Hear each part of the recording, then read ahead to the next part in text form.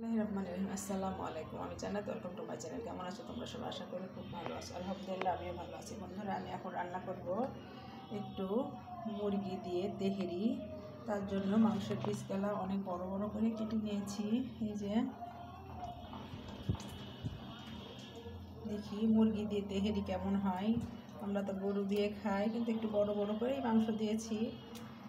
থাক, মুরগি দিয়ে চিকেনের তেহেরি। এখানে 2টা টমেটো পেস্ট করে নিয়েছি, আদা পেস্ট, রসুন পেস্ট, পেঁয়াজ পেস্ট, আর এখানে পেঁয়াজ কুচি, কাঁচা লঙ্কা, 4টা খেজুর নিয়ে নিয়েছি, তেজপাতা, দারচিনি, লবঙ্গ, এলাচ, আর এখানে যাবতীয় মশলা। আর এখানে চালটা ধুয়ে পানি ঝরাই রেখেছি। আমি চুলাতে প্যানটা বসিয়ে দিয়েছি। এখন প্রথমত আমি পরিমাণ মতো সাদা তেলটা দিয়ে দিচ্ছি।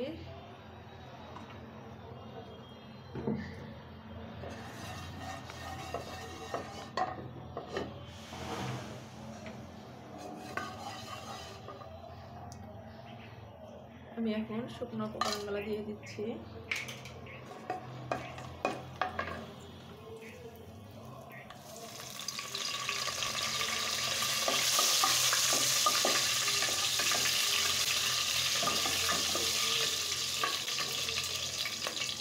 আর এগুলো ভাজা হয়ে গেছে। এখন আমি কাঁচা লঙ্কাটা দিয়ে দিচ্ছি, পেঁয়াজ কুচি দিয়ে দিচ্ছি।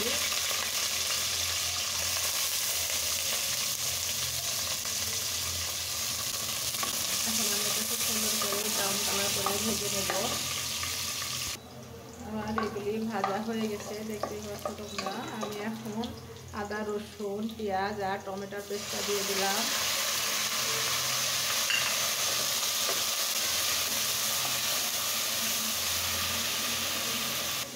আমি এখানে শুকনো লঙ্কা নিয়েছি পরিমাণ মতো, তেহেরি মশলা দিয়ে দিয়েছি, জিরা মশলা দিয়েছি গুঁড়া।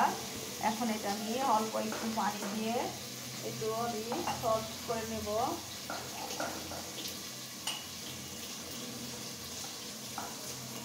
তাহলে মশলাটা পোড়ার সম্ভাবনা কম। দিয়ে আমি সুন্দর করে শুকনো মশলাগুলো একটু পানি দিয়ে সফট করে নিলাম।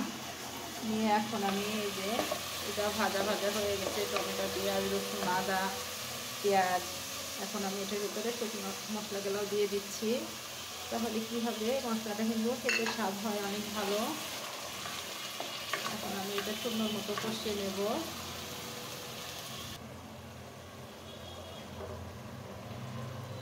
আমি চিকেনের জন্য পরিমাণ মতো লবণ দিয়ে দিচ্ছি। এখন এটাকে আমি খুব সুন্দর মতো তেলটা ছেড়ে আসা অবধি কষিয়ে নেব, বোনা বোনা করে নেব।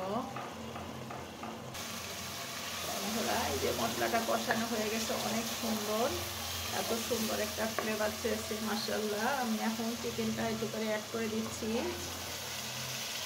এটা চিকেন এই জন্যই বড় বড় করে দিলাম, তেহেরির জন্য, চিকেন তেহেরি। আমি কিন্তু এটার মধ্যে কোনো রকম হলুদ অ্যাড করিনি, জাস্ট 1 চামচ পরিমাণ লাল লঙ্কা দিয়েছি একটু কালারের জন্য। আমি এখন এটা খুব সুন্দর করে ভুনা করে নেব।